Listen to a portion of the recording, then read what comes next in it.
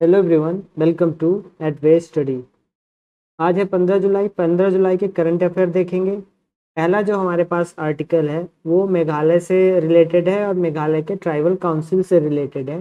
तो हम मेघालय के ट्राइबल काउंसिल को भी समझेंगे, यहाँ पे स्टैटिक्स प्लस करंट अफेयर दोनों को समझेंगे, क्योंकि यहाँ से एग्जाम हर प्रकार के एग्जाम में यहाँ से प्रश्न जरूर आते हैं। और अभी अगर ये करंट में है तो सभी एग्जामों के लिए ऐसे ही इम्पोर्टेंट हो गया। तो 6 शेड्यूल भी यहीं से रिलेटेड है, उसको भी देखेंगे। तो चलिए स्टार्ट करते हैं आज का डिस्कशन। हुआ ये है कि खासी आदिवासी परिषद चाहती है कि जिस इंस्ट्रूमेंट ऑफ एक्सेशन के तहत खासी डोमेन को भारत का हिस्सा बनाया गया है उस पर पुनः विचार किया जाए। इसके लिए इन्होंने पारंपरिक प्रमुखों की या ट्रेडिशनल हेड्स की बैठक बुलाई है। ये सब इन्होंने क्यों किया है वो हम आगे समझेंगे। अब इन्होंने बैठक बुलाई है तो कुछ तो वजह होगी।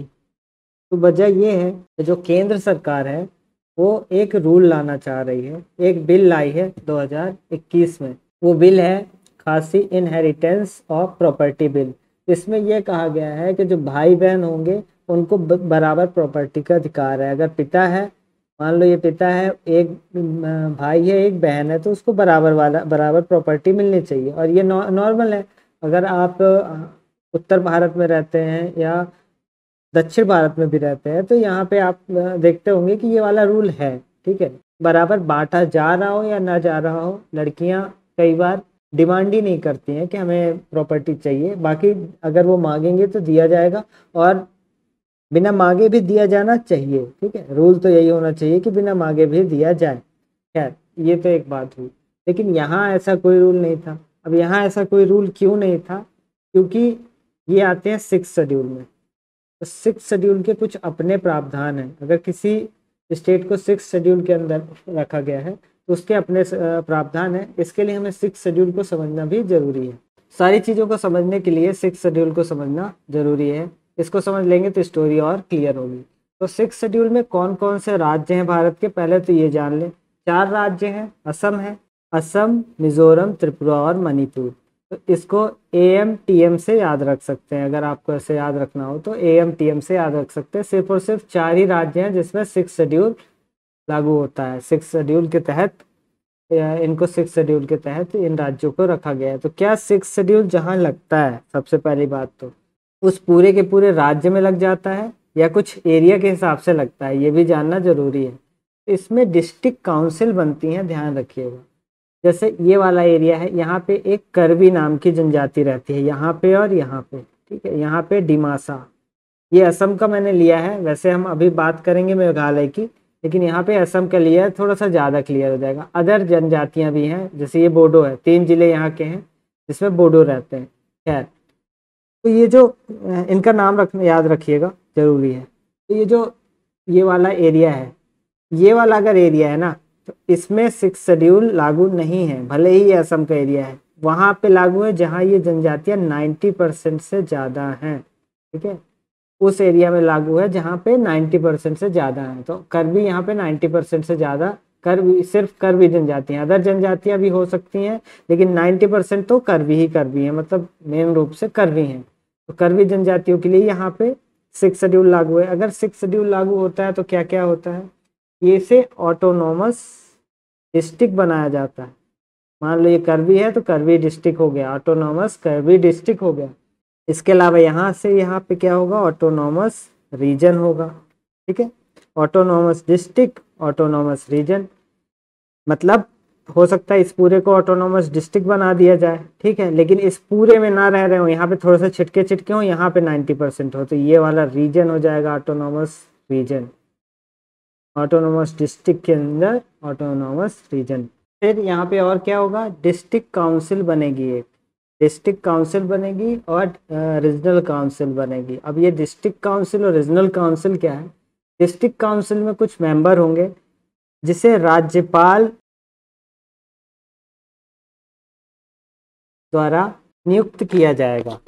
अब इसमें से कुछ तो यहीं के निवासी होंगे, यहाँ के मूल निवासी होंगे, लोकल लोग होंगे।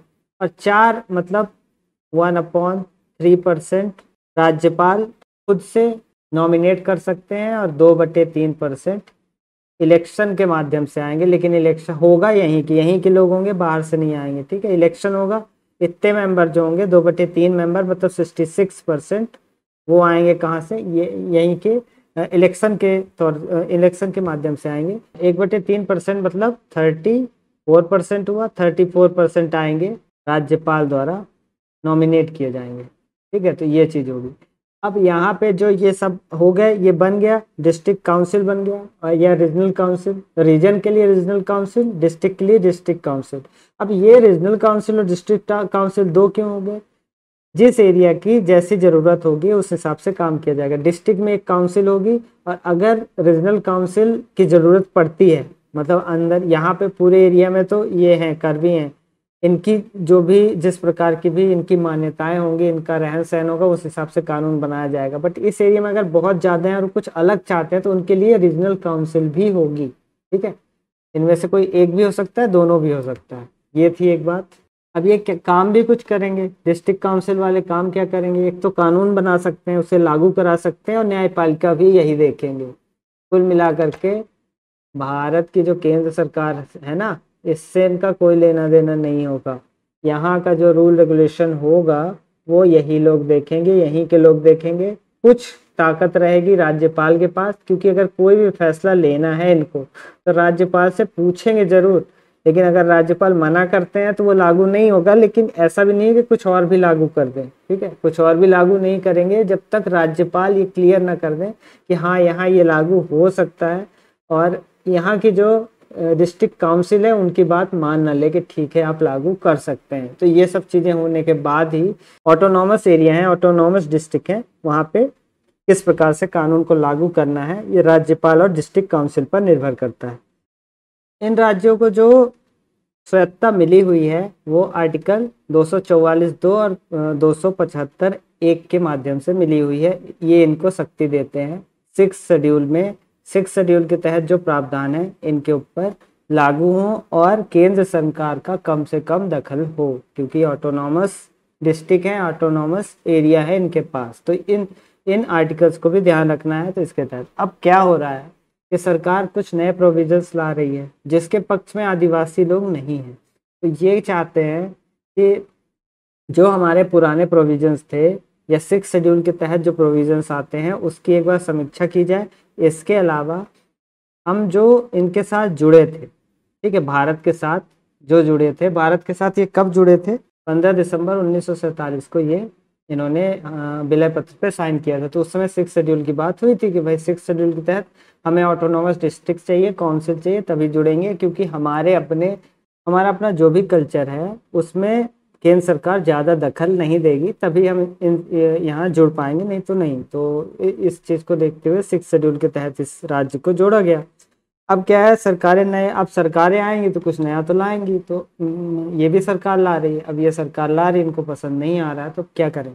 इनका मानना ये है कि खासी उत्तराधिकार संपत्ति विधेयक 2022 के प्रावधानों को लागू करना इन लोगों के सामाजिक और प्रथागत प्रथाओं पर हस्तक्षेप है, जिसकी इजाज़त शेड्यूल 6 नहीं देता। अगर शेड्यूल 6 नहीं देता इसकी इजाज़त तो आप ऐसा क्यों कह रहे हैं, क्यों कर रहे हैं? इस वजह से ये ट्राइबल काउंसिल द्वारा ट्रेडिशनल हेड्स की बैठक बुलाई गई। ये सब इसका कारण है। चलते हैं नेक्स्ट आर्टिकल पे। Okay, national food security act 2013 के तहत ये वाला एक्ट आया था, जिसके तहत ये रेटिंग देना अब शुरू कर रहा है 2022 से। तो इसके बारे में थोड़ा सा जान लेते हैं तथा इसके क्या प्रावधान है और किस तरह से ये रेटिंग देता है, क्या इसके नॉर्म्स होंगे, क्या इसके रूल रेगुलेशन होंगे जिसके तहत किसी भी राज्य को रेटिंग दी जाएगी। ये सब थोड़ा सा समझ लेते हैं। तो इसकी जो NFSA की जो उद्देश्य है, उसका उद्देश्य है कि गरिमापूर्ण जीवन जीने के लिए लोगों को कम मूल्य पर अच्छी गुणवत्ता पूर्ण खाद्य की पर्याप्त मात्रा उपलब्ध कराई जाए। ठीक है, कोई इंसान है वो गरीब है तो उसको खाने की टेंशन ना हो कम से कम। तो वो आप लोगों ने सुना होगा कि कुछ केजी गेहूं चावल पर मंथ कुछ गरीब लोगों को, गरीबी रेखा से नीचे वाले जो लोग हैं उनको दिया जाता है। तो इसके तहत ये चीज की जाती है कि लोग मतलब भूखे तो ना मरें कम से कम। तो ये चीज है, तो कम मूल्य पर 1 रुपए 2 रुपए में गरीब लोगों को या गरीब रेखा से जो नीचे हैं उनको खाद्य सुरक्षा मुहैया उनकी कराई जाती है। इनकी दूसरा एक और उद्देश्य है कि 75% विलेज, रूरल एरिया और अर्बन एरिया को 50% खाद्यान्न उपलब्ध कराया जाए। ठीक है, जो गरीबी रेखा से नीचे हैं उनको, अगर गांव में रहते हैं तो गांव के लोगों को, गांव के 75% लोगों को तथा शहर के 50% लोगों को, क्योंकि शहर में इस इतने ही गरीबी रेखा से नीचे होते हैं, इसके बाद सब ठीक होते हैं।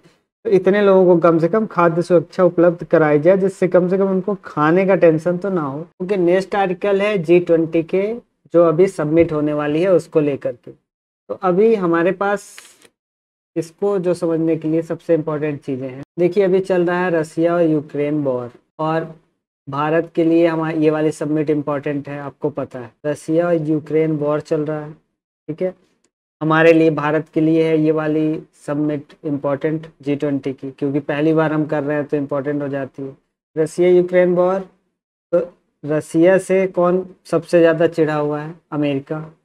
अमेरिका चिढ़ा हुआ है। ठीक है, इसके अलावा भारत और चाइना के बीच भी थोड़ा सा बहुत अच्छा नहीं है, तो भारत और चाइना। ठीक है, तो भारत और चाइना, रसिया और अमेरिका के जो विदेश मंत्री हैं वो इंडोनेशिया में मिले कि इसको कैसे सफल बनाना है, किस तरह से हम एक दूसरे का सहयोग करके और किस प्रकार से सफल बनाएंगे। तो भारत ने तो अमेरिका ने क्या बात की? अमेरिका ने यूक्रेन वॉर के बारे में बात की, इनके विदेश मंत्री से किस प्रकार से उस पर बात करनी है।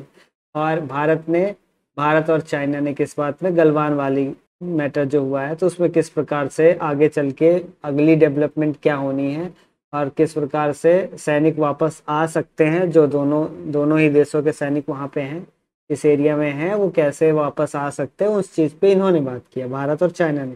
यहाँ पे क्या हुआ? विदेश मंत्रियों ने पूर्वी लद्दाख, वही गलवान वाला एरिया, पूर्वी लद्दाख में लाइन ऑफ एक्चुअल कंट्रोल पर सभी विवादित मुद्दों पर शीघ्र समाधान का आह्वान किया कि जल्दी जल्दी समाधान हो।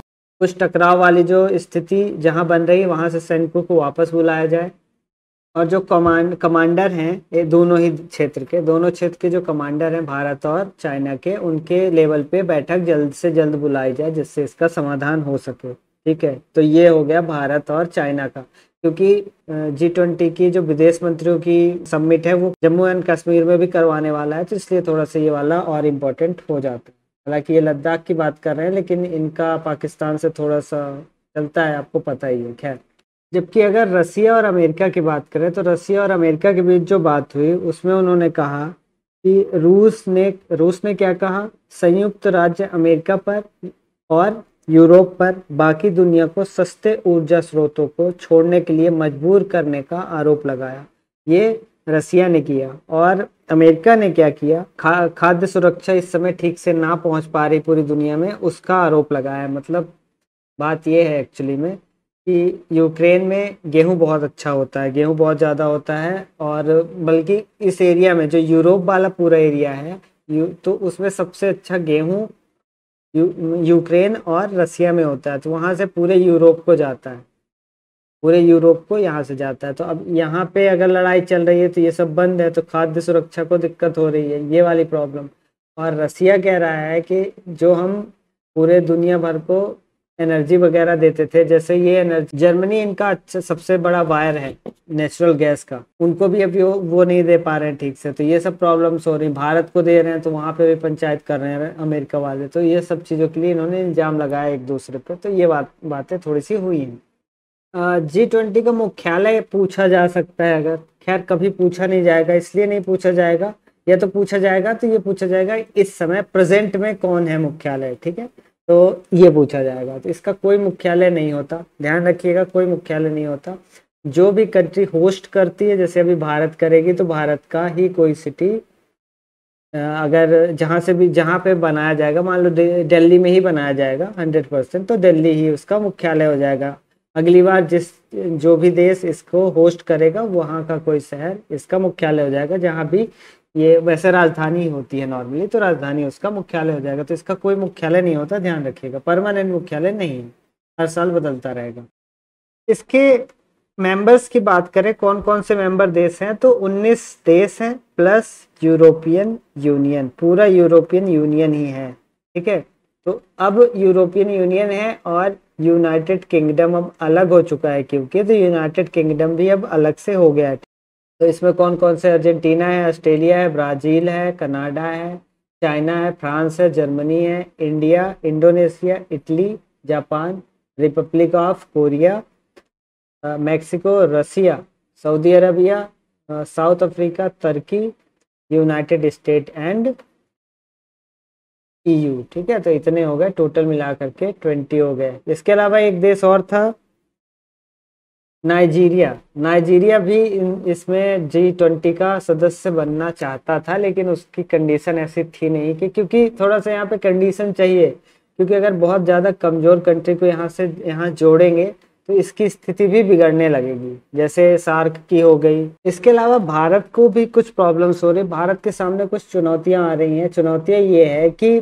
G20 का जो सम्मेलन होगा उसमें सभी देशों के राष्ट्रपति या प्रधानमंत्री, जो भी वहाँ का हेड होगा वो आएगा, वहाँ के सरकार का हेड होगा, देश का हेड नहीं, सरकार का जो भी हेड होगा वो आएगा। तो अब रसिया के प्रेसिडेंट को भी यहाँ आना था, मतलब व्लादिमीर पुतिन को भी यहाँ बुलाया जाना था।